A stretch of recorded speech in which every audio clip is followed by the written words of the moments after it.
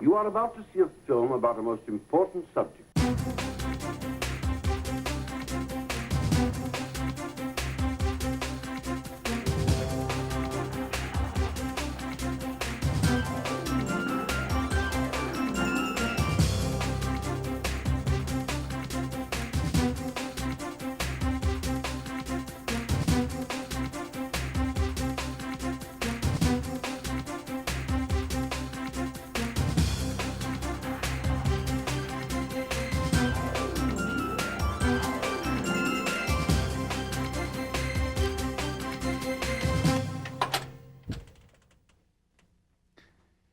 Have you ever felt as if someone was selling you something you just didn't want to buy? Maybe it was because you really didn't need what they were selling, or maybe, just maybe, it was because the way in which the information was being presented was just too hard to relate to. Whether you teach business, health, manufacturing, or other career-related subjects, your knowledge of your subject is an asset that is of no use to your students unless you can also master the skills involved in teaching that subject. What kind of teachers have you got inside? That's what really counts. Teaching is both a science and an art. It's the science of a set of proven teaching techniques and the art of applying them with imagination and originality to your class, to your students. This video will provide an introduction to those skills and their use. After you've seen the program, you'll be given some support materials that will help you remember these principles of effective teaching. If you apply the principles reviewed in the video and instructional materials, your students will learn and achieve more because you have engaged their desire to learn. Sounds pretty impressive, doesn't it? Actually, what I've just done is to demonstrate several key techniques you'll learn in this video. Focus and objective and purpose. We'll get into those techniques and several others in just a moment. But first, I want to emphasize that the techniques you'll be learning in this program are based on actual research experience in the classroom.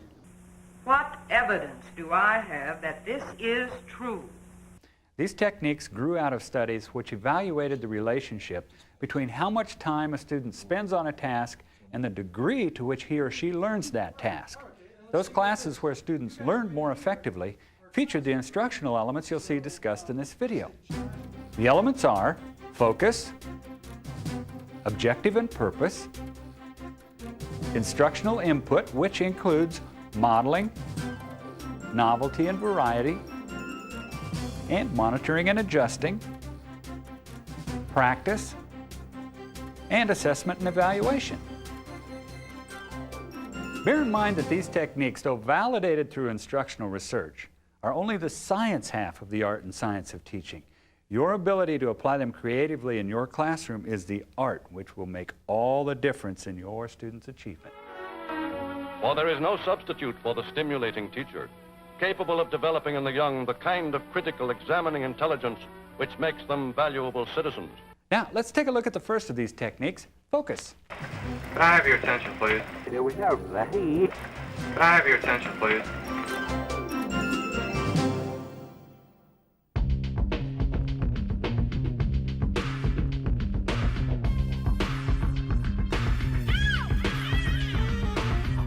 There's a whole world outside your classroom.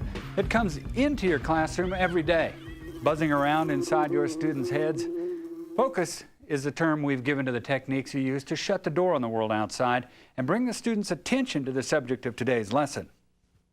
It might be as simple as asking a question dealing with the previous lesson. Who here can tell me what an internal customer is, what they think? When you ask your students to access previously learned material, you're triggering a memory that engages the students in the context from which you will build today's lesson.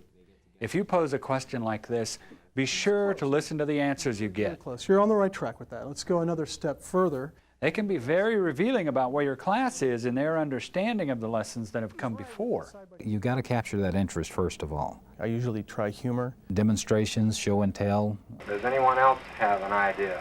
I usually go in and try to make it fun. Sometimes I'll use an overhead of a recent cartoon. You just kind of have to refocus them for at least the hour that you have them in class. You might also want to consider introducing a new concept which is integral to your lesson for the day and will get the students jump-started on what they're going to learn. You can use focus as a technique as students are entering the class, or use it later in the class as a way of shifting gears from one lesson to the next. Oops. So, as you plan your lesson, be sure to prepare a focus activity. You'll find it saves a lot of valuable time by getting you and your class on the same page, hopefully at the same time, right at the start of your lesson. To graduate from scooter school, each student must be capable of handling his scooter expertly in precision driving exercises. After you've helped your students to focus on the subject of the lesson at hand, you need to explain the objective and purpose of the lesson. Unless your students can understand where they're supposed to be at the end of the lesson, it's unlikely they will find their way there on their own. Or, as Aristotle once said, a marksman has a far better chance of hitting a target if he can see it. How you express the objective and purpose can make all the difference. As you plan your lesson, think about what skills you want the students to be able to demonstrate at the end of the class. Refer to the objectives for your course and break each objective down into the learning steps through which your students need to progress. Identify the conditions under which you expect the students to perform the task for that day's lesson and make clear the standards by which proficiency will be judged. A student needs to know that there is some goal that they are reaching for, that they're going to achieve. The more prepared I am when I walk into that classroom, the more choices then I have to follow the dynamic of what happens. I will explain what the objective is for the lesson and what we're going to learn today, and then you give them some a demonstration. They get acquainted with their scooter, and they are tested on the 10 basic rules of scooter safety. That's essentially what the objective is, a statement of what the students should be able to do by the end of the class. Why do I need to know about safety and health in the workplace? The purpose is a statement of why it's important to have this particular skill. In addition to understanding the how of the particular skill, the more your students understand about why they need to learn a skill or task, the more dedicated they'll be to learning it. Use key phrases like, Today, we're going to learn specifically, or, by the time we finish class today, you should be able to do the following. be very precise about what you expect, and don't expect more than can be accomplished in a single class. Frustration is as poor a teacher as achievement is a good one. And now we come to the state of Arkansas. It is pronounced Arkansas. What's that? Think of instructional input like you would the body of a letter. This is where the content you want to teach is actually presented. What you present will be defined by your objective and purpose. How you present it is defined by the instructional input you add to that lesson. First, make sure that the input you provide relates directly to the objective you've defined. If you wander from that objective, you will dilute the effectiveness of the teaching. See, now I've told them the objective, and I've got their interest as well. And so that sets the structure. And you can't get set with the ideal that there is one right way to teach. Instructional input can be provided through the use of video, handouts, reading assignments, or demonstrations, but use only the method that most effectively supports the objective you've set. There are several strategies you can pursue to provide instructional input. The first of these is called modeling. This group is taking its first step as their instructor briefs them on the proper hand signals to be used. You've heard the expression, do what I say, not what I do. Well, that would be the opposite of modeling, because what we mean when we talk about modeling is really doing what you say you want your students to do, providing a demonstrated example they can see and hear of exactly the behavior or skill you want them to learn. So, to demonstrate this, Jeremy, come up here. This is a very memorable way to communicate, so you'll want to use it to translate the knowledge and skills that are most critical to your lesson objective. What we're going to do, we're going to, his normal studying position there. What we'll do later is we'll talk about what you do if somebody collapses and you're witness, and you are a witness to it. In this case, I walk into the room. You'll also want to be very sure that the model you create is accurate, because if you model incorrect behavior, that's going to be remembered as being correct, and it will take a while to unlearn that behavior. The decision as to what central teaching point you want to make with modeling and how you're going to do it should be part of your lesson planning. It should also be supportive of the objective you've established for your class. Keep it simple at first, modeling a behavior that doesn't have a lot of steps or phases to it so your students can focus on the fundamentals of the skill. Then, as they demonstrate proficiency, move on to more complex models. Demonstrating is going to help them see how this works. Just reading is not going to do it alone. I see what you mean. Most of mine is on the computer, and so I can very easily get on the computer and show them exactly what I'm talking about. Modeling doesn't call upon the student to remember a previous lesson. It's a visual input delivered in the class setting. Because you're actually demonstrating the behavior you want, it is a technique which will improve learning retention. Be careful to include verbal labeling as you model the skill. Don't fall into the trap of thinking that everyone will learn what you're doing just by seeing it done. Verbal labels help to call to mind the components of your modeled behavior long after the model has been presented. You may also want to use illustrations, transparencies, or videos to present your visual input in association with your verbal labels. It's also important to remember you're modeling behavior for the whole class. It needs to be presented consistently so that it becomes a common point of reference for everyone to internalize the behavior the same way. Imagination always has a valued place in learning. That's where the technique for presenting instructional input comes in. Novelty and variety. Ask your students to play a role or maybe even to play a game that supports your teaching objective. Field trips may or may not always be practical or appropriate for your class, but they are a good example of novelty in action. The unusual experience can often be the catalyst that sparks understanding and retention. We're all guilty, all human beings, of getting in a rut. People learn in different styles. Find one of those points throughout the semester to throw in something fun. What does this town expect for $1,700 a year? We have to use a variety of teaching techniques to keep the students' interest. But don't overwork an approach or the novelty will quickly wear off. That's where the variety comes in. Vary the methods you use or the repetition could make them a distraction. But even too much variety can be a bad thing because you can have so much going on your students don't get enough time to complete any one activity. You know, this seems like a very important point to me. One of the more common mistakes teachers can make is to get so focused on the lesson they're teaching that they forget to ensure that learning is taking place. To help you get in touch with what's going on with your students, there is another technique you will want to use in presenting your instructional input. It's called monitoring and adjusting. Monitoring is what the word implies. A how are we doing checkpoint in the lesson. You might monitor your students' understanding of what they've been taught by asking questions or observing their demonstration of a particular skill you've covered. You might ask for a group or choral response to a question you raise, like this. A stands for airway, and what am I trying to make sure that is happening here? The airway's clear. If you don't understand why you've made an error, raise your hand and we'll try to clarify. Or you might ask for signaled responses, such as a show of hands for a question like how many of you think that X should never come before Y? Another good monitoring technique is to sample your students' understanding by calling on individual students to give you feedback. Of course, the time-honored quiz, pop or pre-announced, graded or not, can provide a more controlled feedback as to the extent of your students' command of the lesson. Above all, monitoring requires good listening skills.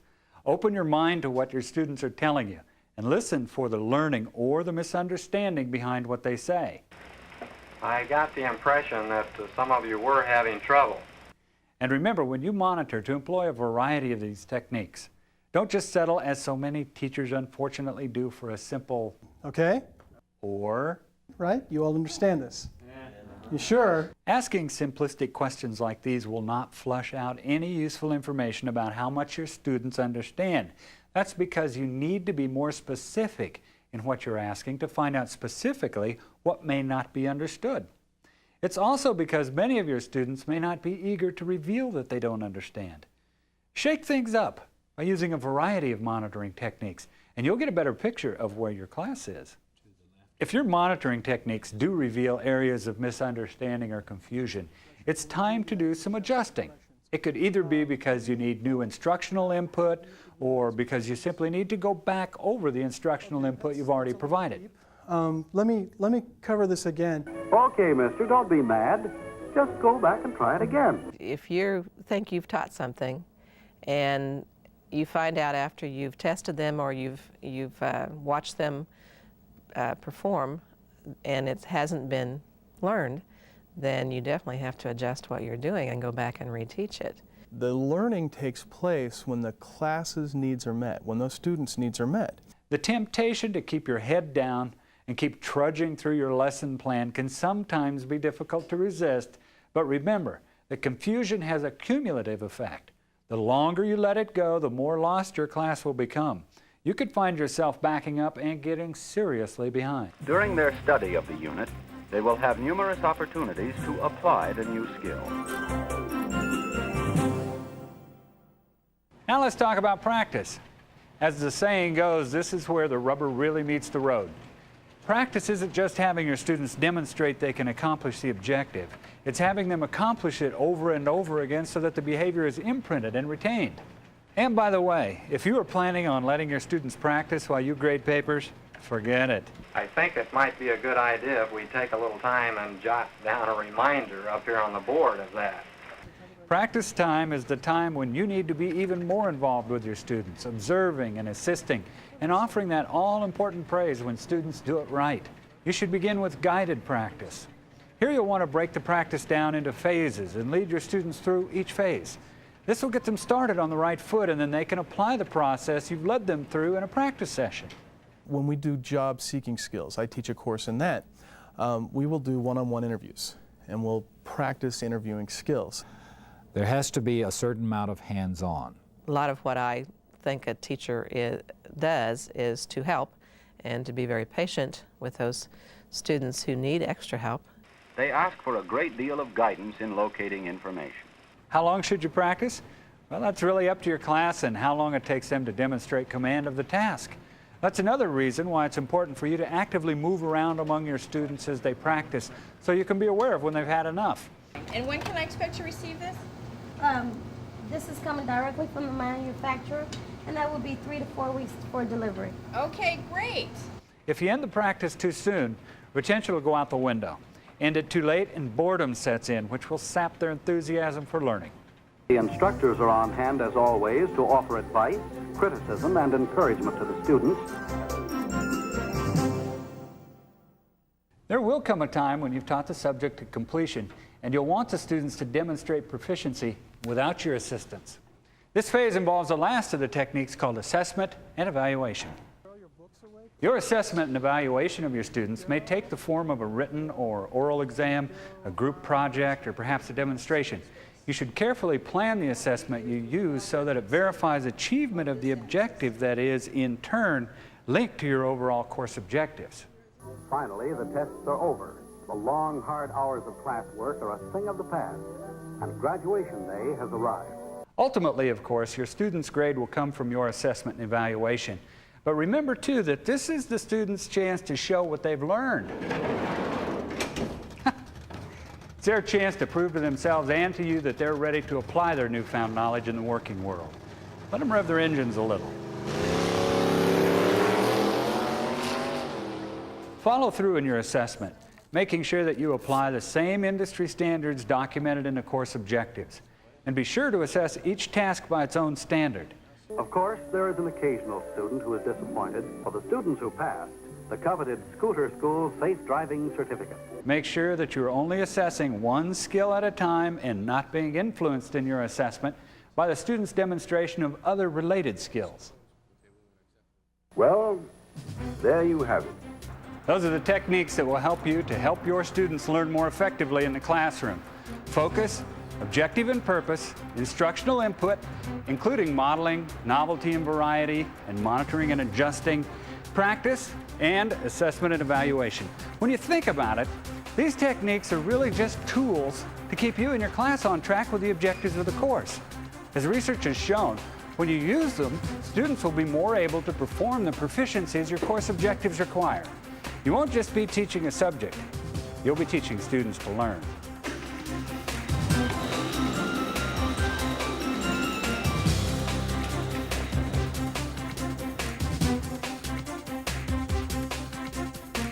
There's no reason that your education should be daunting, difficult, depressing. It's not. It should be joyful. Your classroom should be joyful. Their faces really do light up. They've actually accomplished something, and you'll hear them say, well, this is great. My hope is just so that they can have a better life and they can enjoy learning.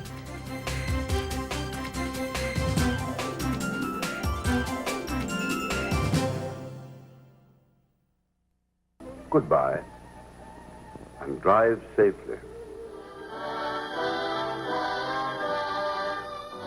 Time marches on.